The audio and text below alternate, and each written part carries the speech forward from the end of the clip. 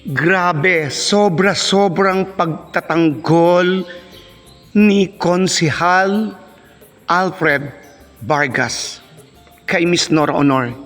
Ipinakita niya kung gaano niya kamahal, kung gaano niya ipinagmamalaki si Miss Nora Honor.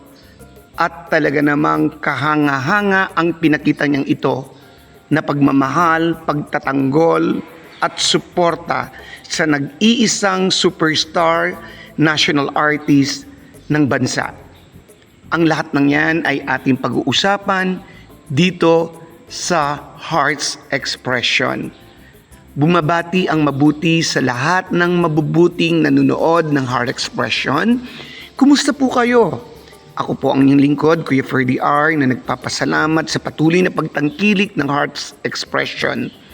At salamat po sa mga nag-subscribe na, nagla-like, nag-share ng video, sa mga nanonood na sa tuwing pinapanood nyo ito, tinatapos nyo. Maraming salamat po. At gayon din sa mga hindi pa nag-subscribe, inaanyayahan ko kayo na please subscribe po natin ang YouTube channel na Heart Expression. I-like at i-share. Alam niyo po, marami nagtatanong bakit si Miss Nora Honor ang aking laging kinokontent o ang aking na-upload. Hindi daw po ba ako nagsasawa sa mga maraming nagsasabi sa akin yan. Hindi po ako magsasawa at kailanman hindi ako titigil na suportahan si Miss Nora Honor dahil siya lang ang bituin na talagang hinangaan ko at siya lang yung talagang naging huwarang ko sa buhay. Of course, dahil talagang si Ate Guy ay ramdam na ramdam mo na siya ay kapwa Pilipino mo, walang kayabangan at talaga namang binibigyan niya tayo ng kasiyahan. Yan. Kaya nga, si Ate Guy, marami kang dapat sabihin sa kanya. Siyempre, superstar, national artist. Nandyan po yung movie queen, greatest actress of all time. Hindi po ba napakababa niya sa kabila ng kanyang status, sa kabila ng kanyang posisyon? Hindi niya linagay sa isip niya na siya ay napakalaking bituin. Kung hindi talagang haharap siya sa iyo, naka-makeup, walang makeup, sabi ko nga po kahapon, yan si Miss Nora Honor. At talagang maraming nagtatanggol, nagmamahal kay Ate Guy. Napakaraming artista, napakarami na dati nga hindi sila Noranian, pero nung nakita nila sa Ate Guy ay talagang humanga sila kay Ate Guy. Hindi po ba nandyan si Miss Rita Avila, si Miss Rosana Roses, hindi po ba nandiyan si Mr. Robin Padilla, mga mapasenador, presidente ng bansa, o talaga namang iba't ibang antas, iba't ibang personalidad ang nagtatanggol sa kanya. Marami. Talaga naman, kapag nilait mo ang Nora Honor, ang kalaban mo ay mga hukbong Noranians. Dahil sa Ate Guy, tahimik lang, hindi lumalaban yan. Pero si Ate Guy, alam niya na ang Diyos, pinaglalaban siya. Pero yung mga tagahanga niya at naniniwala sa sining niya, talagang makakaharap. Sila ang magtatanggol kay Ate Guy. Kaya nga si Ate Guy, napakaliit napakababang tao, pero napakalaking bituin, na sobrang laking bituin ni Ate Guy. At katulad na lang nito, talagang humanga ako sa ginawa ni Mr. Alfred Vargas. Talagang humanga ako dito sa concert na ito, ang producer ng Pieta, na talaga namang pinagtanggol niya si Ate Guy. Ito po ay nangyari sa interview. Ito pong pika-pika, nakita ko po ito. Maaring isa po itong conference. Nakita ko po ito at napanood at maraming nakapanood na ito. Talagang ako po ay na-touch.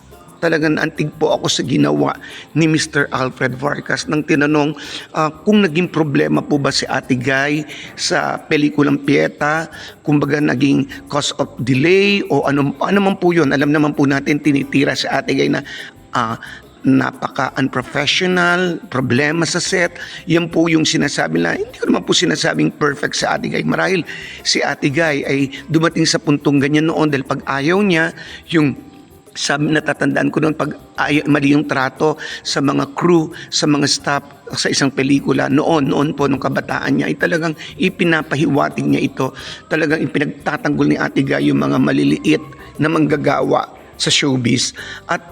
Pero si Ate Guy, alam po natin na si Ate Guy nung nakita natin basta gusto niya yung trabaho, basta maganda yung trato, at talagang si Ate Guy hindi pinag-uusapan yung pera sa kanya, kundi yung pagmamahal.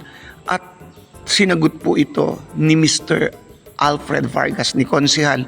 Sinabi niya na kahit kailan, never na naging problema si Miss Nora Honor sa set ng Pieta.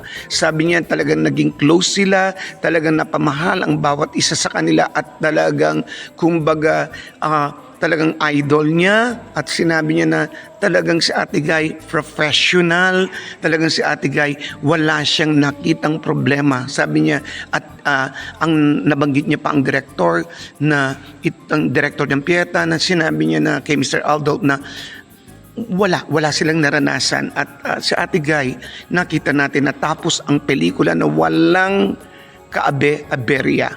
At ito na nga, syempre, talaga namang nakakatuwa, pinagtanggol niya. Sabi niya, i-rebuke niya daw. Sabi niya, yung susuplahin niya, yung susuwayin niya, yung mga nagsasabi ng negatibo kay Ate Guy. Wow! Diretsahan, walang kagatul-gatol, walang takot.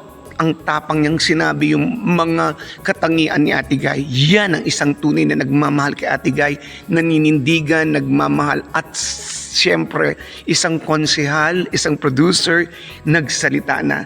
Kaya tuwang-tuwa tayo even sa lahat ng mga artistang nakasama ni Ate Guy, mapakabataan, mga magulang, talagang mga veterana, talagang humahanga sa nag-isang Nora Honor, at talagang walang makakapantay kay Miss Nora Honor. Yan po ang totoo.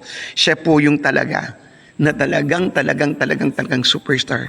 Mr. Alfred Vargas, maraming salamat sa pagtatanggol mo kay Ate Guy, at kinokongratulate kita namin mga Noranians na ikaw ang naging best actor ng PAMAS. You deserve talaga na maging best actor.